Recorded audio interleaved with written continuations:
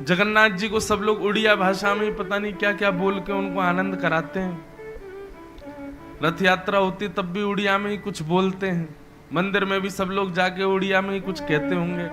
हम तो अपने लाला तक लाला तो पल्ले पड़ जाए तो समझ में आ जाए कहा बोल रहे हैं सब रे। ठाकुर जी भी देखो बड़े विचित्र हैं हमारे। वहां द्वारिका में बैठे वहां सब गुजराती में बोलते हैं। ठाकुर जी उनके बीच में बैठे यहाँ सब उड़िया में बोलते हैं, यहाँ भी सुन रहे हैं। दक्षिण में चले जाओ तिरुपति बालाजी, और नीचे चले जाओ तो पद्मनाभ, और नीचे चले जाओ तो श्री रंगनाथ। वहां की तो भाषाएं और भी कठिन है। उड़िया और गुजराती तो फिर भी समझ आ सकती है, दक्षिण की तो बिल्कुल ही नहीं आती। लेकिन ठाकुर जी को सबसे प्रिय जो है वो हमारी ब्रज भाषा वृंदावन की, इसलिए सावधानी से सुनना। पूरे ब्रजमंडल में आनंद है रहो है। सब लोगन को ऐसा ना लग रहा हो कि भैया नंद बाबा के लाला भयो है, सबको यही लग रहे हो कि हमारे ही लाला भयो है। किसी ने पूछा कि भैया ब्रजवासियों का आनंद उत्साह प्रेम कितना है? बोले जैसे किसी के घर में लाला होवे तो वह घर में जितनी प्रसन्नता वाके परिवार के लोगन को होवे उतनी प्रसन्नता हमारे ब्रजवासी को है रही है। प्रत्येक ब्रजवासी को, कोई के मन में भी ये भावना नहीं है भैया कि नंद जी के लाला भयो, यशोदा जी के लाला भयो। सबन को बस यही लग रही है हमारे ही लाला भयो है। इतने आनंद में नंद यशोदा के लाला हुआ तो वे लुटारे हो, केवल वे ही लुटारे हो ऐसा भी नहीं है। जितने ब्रजवासी हैं सब इतने आनंद में भर गए कि वे भी अपने रत्न लुटा रहे हैं। कुछ बूढ़े बुजुर्ग अपने घरों से बाहर निकल के आवे और आके पूछे भैया कहाँ भयो है? सब लोग बहुत ध्यान से सुनो, सावधानी रखो। भैया कहाँ भयो है? ब्रजवासी बता में, अरे भैया कहाँ भयो कहाँ कर रहे हो? नंद बाबा के लाला भयो है। तो जैसे ही कोई सुनता ना कि नंद बाबा के लाला भयो है तो वो इतने आनंद में भर जाते, इतने आनंद में भर जाते। पहले तो नृत्य करते और नृत्य करके बताने वाले को जो मिलता, अपने गले का हार हो, हाथों के कड़ूला हो या जेब में कछु धरो हो, तुरंत बाकू देते भैया तेने ऐसी भली खबर सुनाई नंद बाबा के लाला भयो है। खबर सुनकर के सब ब्रजवासी उदार मना हो गए। हमारे पूज्य नाना जी कहते थे वो लाला काउदना यदि कन्हैया जीवन में आ गए हो ना तो वादना तुम कछु संग्रह करवे लायक नहीं रह जाओगे। बहुत ध्यान से सुनिए, ठाकुर जी जिस दिन जीवन में आ गए आपको संग्रह का मन नहीं करेगा कि मैं ये भी रखूं वो भी रखूं, ये भी मेरे पास रहे, ये गाड़ी भी मेरे पास होनी चाहिए, ऐसा घर होना चाहिए, ऐसे कपड़े होने चाहिए, ये ऐसा हार होना चाहिए, ऐसे कुंडल होने चाहिए, इतना धन होना चाहिए। कृष्ण जीवन में आएंगे उस दिन संग्रह की प्रवृत्ति खत्म हो जाएगी। तो कैसी हो जाएगी? बोले उदार मना। कोई सुंदर वस्तु आपके पास रखी है, सामने कोई व्यक्ति आया, उसने कहा वाह बहुत बढ़िया, लो भाई तुम्हारी है, लो धरो, ये भी तुम्हारो है, ये भी आपको ही है, सब दे दोगे, कुछ रखने की इच्छा नहीं होगी। वृंदावन में ऐसे कितने संत हैं बंधुओं, सुबेरे सूर्य उदय से शाम तक जो भी उनको प्राप्त होता है, कोई उनको दक्षिणा दे जाए, कोई उनको फल दे जाए, कोई उनको सामग्री दे जाए, वस्त्र दे जाए, सूर्य अस्त होने से पहले पहले बांट देते हैं। सब संत ही, कुछ नहीं रखते अपने पास।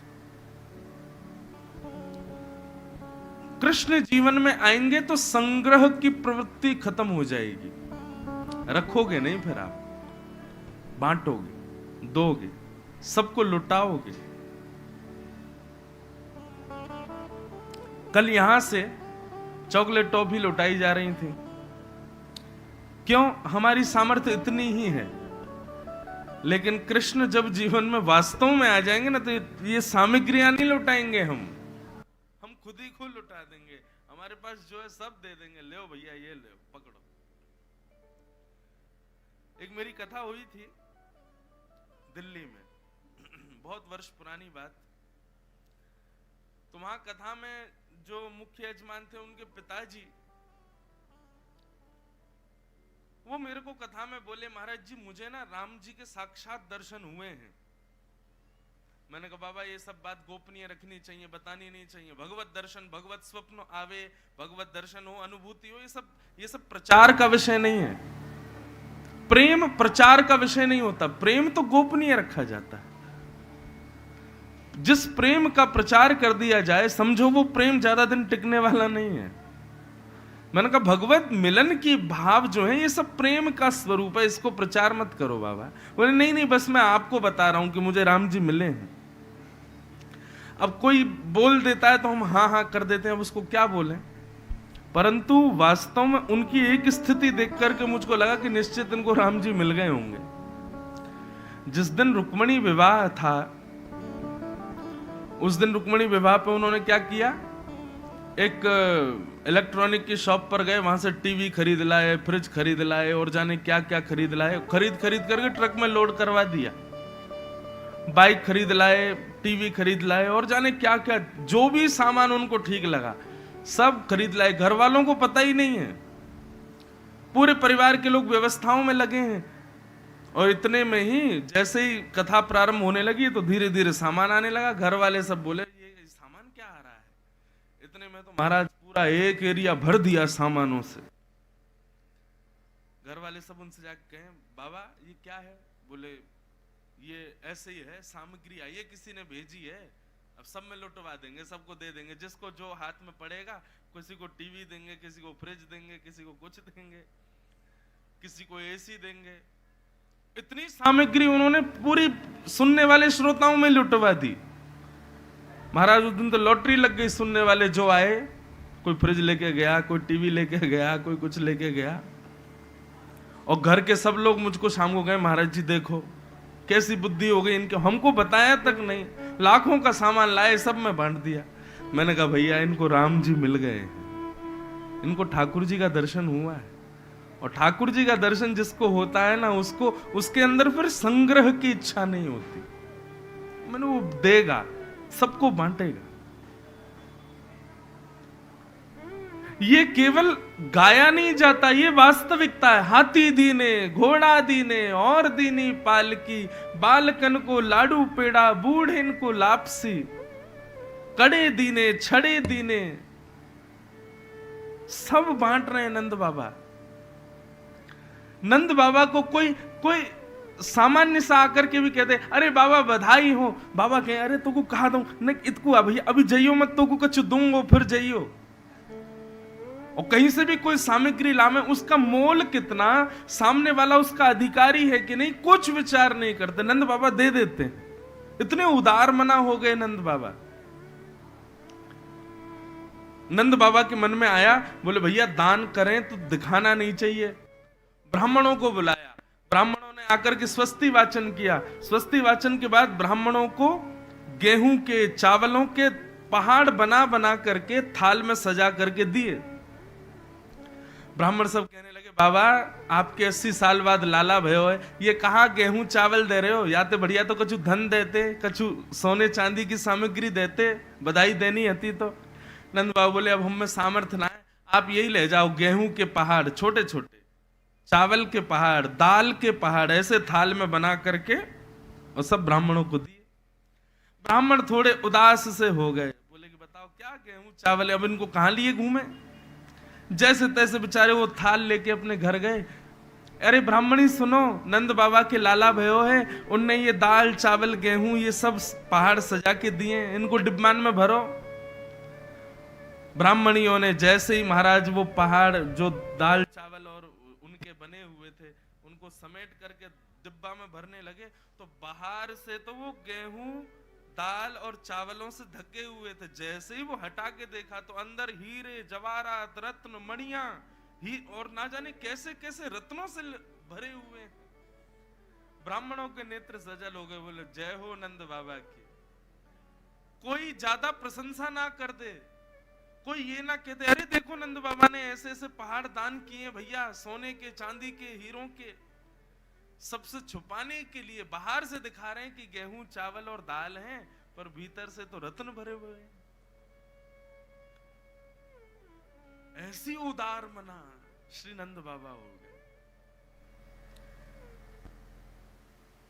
तो भैया पहले ही सावधान है जाइयो, ये व्यापार से कमाने वाले पैसे, ये जितने आपकी प्रॉपर्टी आदि चल रही हैं, जितने घर बार आपने बना रखे हैं, ये जितने गहने आदि लदे हुए गले में, ये जगन्नाथ जी को पाने के लिए कह तो रहे हो, इच्छा तो मन में है, लेकिन ज्यादा दिन मिल गए ना, कुछ नहीं रखोगे फिर अपने पास, सब दे दोगे।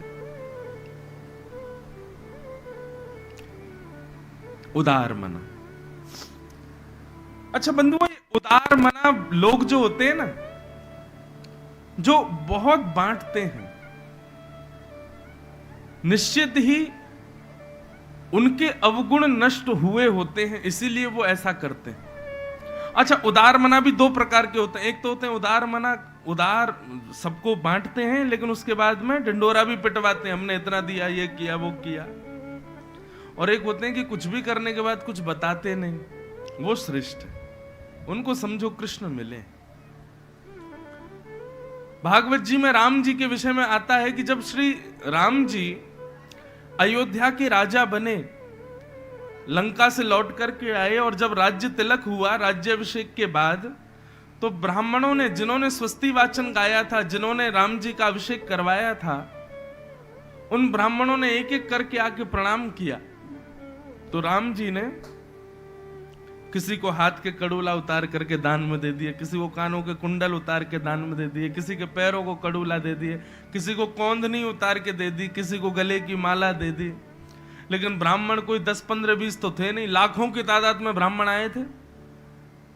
जैसे जैसे ब्राह्मण सामने आमे आशीर्वाद दें राम जी को, राम जी उनको कुछ ना कुछ देवे। अब तो ये स्थिति हो गई महाराज, भंडार खत्म हो गए अयोध्या के, सोने चांदी सब बांट दिए। राम जी अब जो भी ब्राह्मण आए उसको क्या कहते हैं? कौशल्या मैया का कमरा आपका, कैकेयी मैया का कमरा आपका, सीता जी का कनक भवन आपको दान में देते हैं। और सब लोग देखते जा रहे हैं, बोले जय हो राम जी का, छोड़ेंगे कि नहीं। सबको बांटते बांटते एक ब्राह्मण को तो अयोध्या ही दे दी पूरी, बोले पूरी अयोध्या आपकी। उसके बाद भी कुछ नहीं बचा, तो ब्राह्मण आ ही रहे थे। राम जी अब कहने लगे, उत्तर दिशा है ब्राह्मण देवता, उत्तर दिशा पूरी आपकी, दक्षिण दिशा पूरी आपकी, पश्चिम दिशा आपकी। वशिष्ठ जी खड़े खड़े देख रहे थे, बोले राम जी कुछ छोड़ेंगे कि नहीं, सब बांट देंगे। एक छत्र सम्राट देखो, दिशाओं तक को बांट दिया।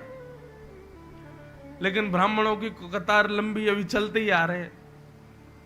इंद्र आदि देवता घबराने लगे, बोले अब हमारी बारी, अब हम बिकेंगे। और वही हुआ।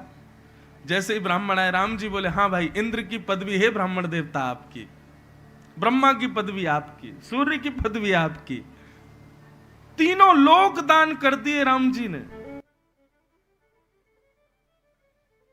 कहते हैं भागवत में स्पष्ट लिखा है, सुखदेव जी ने जो धोती राम जी ने पहनी थी और जो पटका डाल रखा था, ये दो चीजों के अलावा राम जी ने सब दान कर दिया, कुछ नहीं छोड़ा। और सब अयोध्यावासी बस ताक रहे हैं राम जी को कि भैया ये बताओ, इनका राज्य तिलक हुआ है कि दान तिलक हुआ है? अपनी राज्य गद्दी तक दान कर दी इन्होंने। और सबको दान करने के बाद में क्या बोले, अब राजा भी ये ब्राह्मण हैं, दिशाओं के भी, पृथ्वी के भी, पाताल के भी, स्वर्ग के भी, सब जगह के यही राजा हैं। अब आप सब ब्राह्मण देवता मिलकर के हमको आज्ञा दो, हम पुनश्च वन में जाएंगे और वन में जाकर के आनंद भजन करेंगे, कीर्तन करेंगे, वहीं रहेंगे। जैसे ये बात हुई, महाराज देवता सब दौड़े दौड़े वशिष्ठ ऋषि के पास गए, बोले आपके चेला हैं, आपकी आज्ञा कभी नहीं टाल सकते, कुछ करो भगवान, ये तो सब दान कर दिया इन्होंने। तब वशिष्ठ मुनि बोले रुको हम करते हैं। वशिष्ठ जी ने सारे ब्राह्मणों को बुलाया, बोले इधर आओ। हाँ भाई, तुम राज सिंहासन ले जा रहे हो, तुम कैकेयी जी का कमरा ले जा रहे हो, तुम कनक भवन ले जा रहे हो, हैं तुम दिशाएं ले जा रहे हो। उत्तर दिशाओं किसको मिली है? एक ब्राह्मण बोला मुझे मिली उत्तर दिशा, एक को दक्षिण, एक को पश्चिम, सब आओ। बोले यजमान से दक्षिणा तो ले ली, अब आशीर्वाद नहीं दोगे यजमान को? बोले क्या आशीर्वाद दें? बोले जो जो दान में आपको मिला है वो सब पुनश्च आशीर्वाद में प्रदान करो राम जी को, और कहो नाथ आपने जो दक्षिणा दी वही दक्षिणा हम आपको अर्पित करते हैं, आप इस दक्षिणा का और दीर्घ करो और इसको बढ़ाओ, ये सब हमारी है पर हम पुनश्च आपको दे रहे हैं, आप इसका और वर्धन करो। और सब ब्राह्मणों ने यही किया। दक्षिणा लेने के बाद में हाथ में संकल्प लेकर के जो जो राम जी ने दिया वो उनको पुनश्च प्रदान किया, तब राम राज्य हुआ। नहीं तो राम जी पूरे फिराक में थे, सब कुछ बांट बूट के चले वन में, हमें कुछ नहीं रखना अपने पास। तो ये उदारता, ये उदार मना, ये कुछ भी संग्रह ना करने की स्थिति, ये तब होगी जब कृष्ण जीवन में आएंगे, क्योंकि वो खुद भी ऐसे ही है। अभी सुनना आगे कथा में क्या क्या करते हैं लाल जी। पूरे ब्रजमंडल में आनंद हो रहा है, सब नाच रहे हैं, गा रहे हैं, आनंद मना रहे हैं। 1 वर्ष तक कोई सोया कब, किसी ने भोजन किया कब, किसी ने जलपान किया कि नहीं, किसी को भी सुध नहीं है।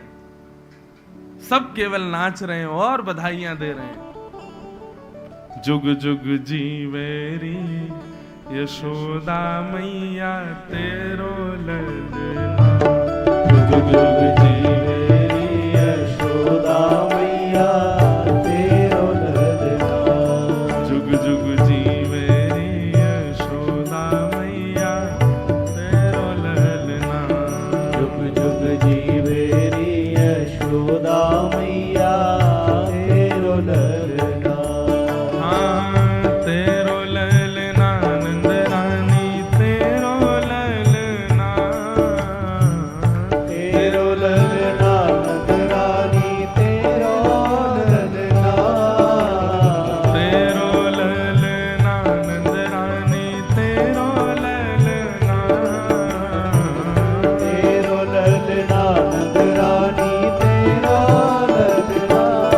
जुग जीवेरी यशोदा मैया तेरो ललना, जुग जुग जीवेरी यशोदा मैया तेरो ललना।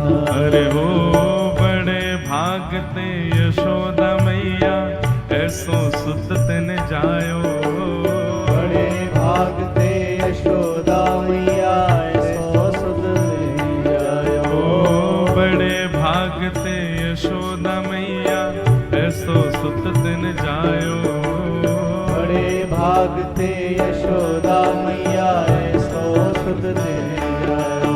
कैसा सुत? देखो ये पीछे बैठे हैं यशोदा मैया के लाला हैं, ऐसो सुत यशोदा मैया के भयो। पूर्ण ब्रह्म जगत को स्वामी, पूर्ण ब्रह्म जगत को स्वामी, पूर्ण ब्रह्म जगत को स्वामी, पूर्ण ब्रह्म जगत को स्वामी। अरे सोतन गोद खिलायो या को मगवा दे पलनवा तेरो ललना, या को मगवा दे पलनवा तेरो ललना। अरे जुग जुग जीवेरी यशोदा मैया तेरो ललना, जुग जुग जीवेरी यशोदा मैया तेरो ललना। अरे हाँ तेरो ललना नंद रानी तेरो ललना, तेरो ललना नंद रानी तेरो ललना। अरे हाँ तेरो ललना नंद रानी तेरो ललना, तेरो ललना नंद रानी तेरो ललना।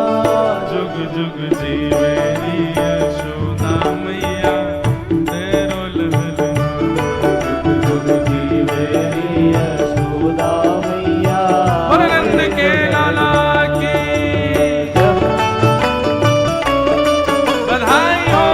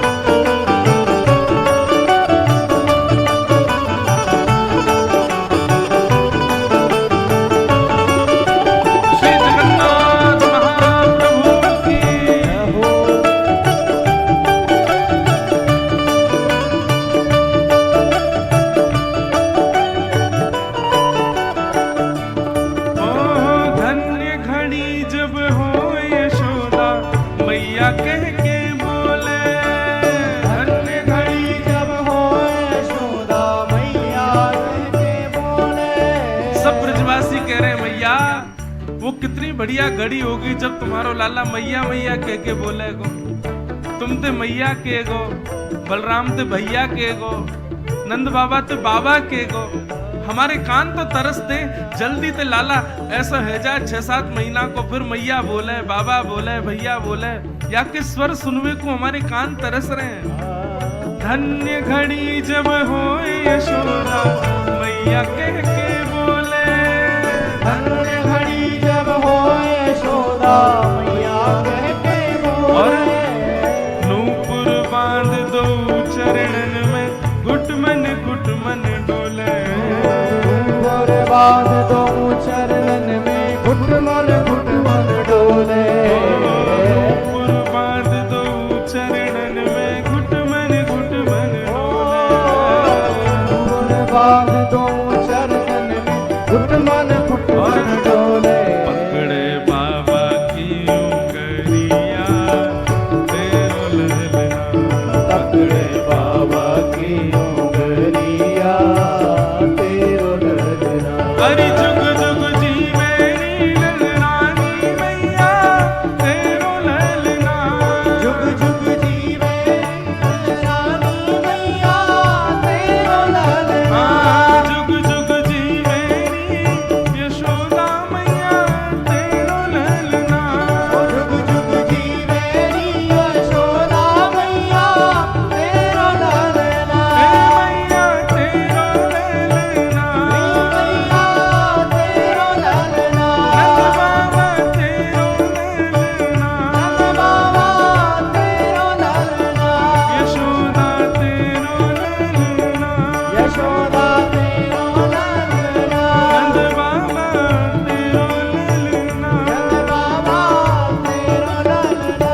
यशोदा तेरो ललना, यशोदा तेरो ललना।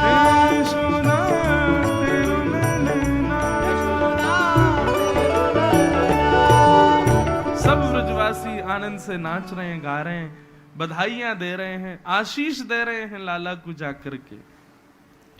बंधुओं, जैसे घर में कोई बालक जन्म ले तो उस घर के लोग ब्राह्मणों को बुलाते हैं, प्रसाद पवाते हैं, सत्यनारायण की कथा कराते हैं, गणपति पूजन कराते हैं, गौ दान करते हैं, गौ सेवा करते हैं। ऐसी स्थिति ब्रजमंडल के प्रत्येक घर में हो रही है। प्रत्येक घर में ब्राह्मण भोजन हो रहे हैं, प्रत्येक घर में गौदान हो रहा है, प्रत्येक घर में गणपति पूजा हो रही है, प्रत्येक घर में सत्यनारायण की कथा हो रही है। क्यों? सबके मन में ये भाव है ही नहीं कि नंद यशोदा कोई अलग हैं, उनके लाला हुआ है। सबके मन में यही भाव है हमारे ही लाला भयो है, हमारे ही घर में कन्हैया भयो है। जिसकी जितनी सामर्थ्य है वो अपनी सामर्थ्य से ठाकुर जी की दीर्घ आयु के लिए, हमारे यशोदा मैया के लाला की लंबी उम्र के कार्य सब अनुष्ठान करा रहे हैं। हमारे ब्रज में अब आप बस ये अनुमान लगा लो, देखो उत्सवात्मक भाव जो है ना, ये केवल आप अनुमान ही लगा सकते हो, प्रत्यक्ष तो आपको अनुभव नहीं हो पाएगा, ना मुझे हो पाएगा। हम और आप केवल इन कथाओं के भाव से अनुमान लगा सकते हैं कि ऐसा ऐसा रहा होगा। तो केवल इस बात से अनुमान लगा लीजिए कि बालक के जन्म के 6 दिन बाद उसकी छठी पूजी जाती है। लेकिन हमारे ब्रज में आज भी जन्माष्टमी से 1 दिन पहले भादों कृष्ण सप्तमी को, जन्माष्टमी कब होती है? भादों कृष्ण अष्टमी। परंतु हमारे वृंदावन में भादों कृष्ण सप्तमी को हर मंदिर में, अधिकतर मंदिरों में ठाकुर जी की छठी पूजा होती है, छठी पूजी जाती है। मतलब जन्माष्टमी कल की है और आज सप्तमी को ठाकुर जी की छठी पूज रही है। ऐसा कैसे हो सकता है? जन्माष्टमी के 6 दिन बाद छठी पूजनी चाहिए। तो हमारे ब्रज में ऐसा भाव बता, मैं बोले भैया लाला को जन्म भयो, तो जन्म हेवे के बाद इतने उत्सव भये, साल भर उत्सव ही मनते रहे। यशोदा मैया को अचानक से याद आई और सब गोपियों से बोली, अरे गोपियों, लाला की छठी तो पूजी रहा हमने, कल तो अष्टमी आ गई, भादों कृष्ण अष्टमी, मतलब लाला 1 साल को हेवे वारो है और हमें याद ना है कि हमने छठी पूजी हो। सब गोपी बोली अरे मैया कहा बताएं, इतनो उत्सव में व्यस्त है गए, इतनो नाचवे गावे लुटावे में हम सबरे व्यस्त है गए कि लाला की छठी पूजनो भूल गए। अब सोचो, 1 महीना बाद याद आ जाए, 15-20 दिन में याद आ जाए तो बात समझ भी आवे, 6 महीना बाद याद आ जाए तो बात समझ आवे, 1 वर्ष बाद मैया को याद आई कि लाला की अभी छठी तो पूजी नहीं हमने। तो सोचो, अनुमान लगाओ उत्सव कैसा मना होगा। भागवत में वर्णन है, अवाद्यंत विचित्राणी वादत्राणी महोत्सवे। ग्वाला कोई साज बाजों पे नहीं नाच रहे थे ब्रजवासी, कोई बाजे बज रहे हो, साज बज रहे हो, ढोल नगाड़े बज रहे हो, उस पर नृत्य कर रहे हो, ऐसा नहीं है। साज बाज बाजे तो 6-7 दिन तक बज सकते हैं भैया, 1 साल तक कौन सा साज बजेगा? साज सब टूट जाएंगे, फट जाएंगे, कहां से बजेंगे? और बिना साजों के नृत्य कैसे होगा फिर? तो कहते हैं, बोले भैया जैसे ही पता चली ब्रजवासी ने कि बाजे अब अपनी शक्ति से छीण है गए, बजी ना रहे, आवाज ही ना आ रही, तो अपने मुख से ही बाजे बजाने लगे।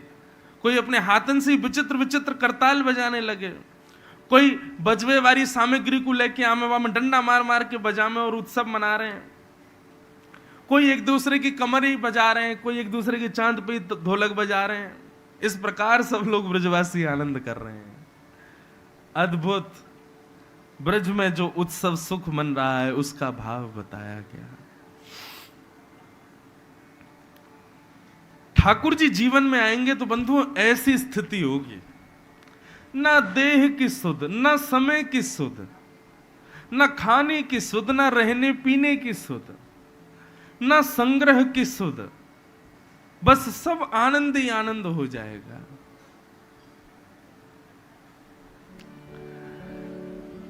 सब ब्रजवासी आनंद मना रहे थे। इतने में ही कंस के द्वारा भेजी गई एक राक्षसी जिसका नाम था पूतना, वो गोकुल में आई। बंधु पूतना जो थी, अब थोड़ा ध्यान से सुनिएगा, पूतना राक्षसी है। कंस को जब कल मैंने कथा में बताया ना कि देवकी मैया और वसुदेव जी ने ठाकुर जी को तो पहुंचा दिया गोकुल, वहां यशोदा की लाली को लेकर के जैसे ही वसुदेव जी मथुरा आए, कंस की नींद खुल गई। कंस ने जाकर के उस बालिका को गोद में उठाया, बोले ये तो बेटा होना था, बेटी कैसे हो गई? देवकी बोली हमारे हाथ में तो है नहीं, अब बेटी हुई है भैया, कृपा कर दो ना, इस बेटी को रहने दो, इस बेटी के सहारे अपना जीवन जी लूंगी मैं। परंतु कंस बोला नहीं, इसको छोड़ दूंगा तो इसका बेटा मुझे मारेगा, फिर कोई ना कोई तो मेरा वध करेगा। उस बेटी को ही जैसे ही पटका पृथ्वी पर, अष्टभुजी देवी काली बनकर के वो बालिका प्रकट हो गई और उसने बता दिया, बोले कंस तुम्हारे शत्रु ने तो जन्म ले लिया ब्रजमंडल में, अब बचो, कैसे बचोगे? तो कंस ने राक्षसों को बुलाया, बोले मेरे शत्रु को खोजो, कहां है? उन्हीं में सबसे पहली राक्षसी पूतना। पूतना ने कहा मैं जाती हूं। कंस बोला क्या करोगी? बोले वन में जाऊंगी, जितने भी छोटे बालकों ने जन्म लिया पिछले 10 दिनों में, सब बालकों के घर जाके उन बालकों को गोद में खिलाने के बहाने लूंगी और अपने पयोधर का पान करा दूंगी, पयोधर में विष लगा के जाऊंगी, विष पीते ही बालक की मृत्यु हो जाएगी।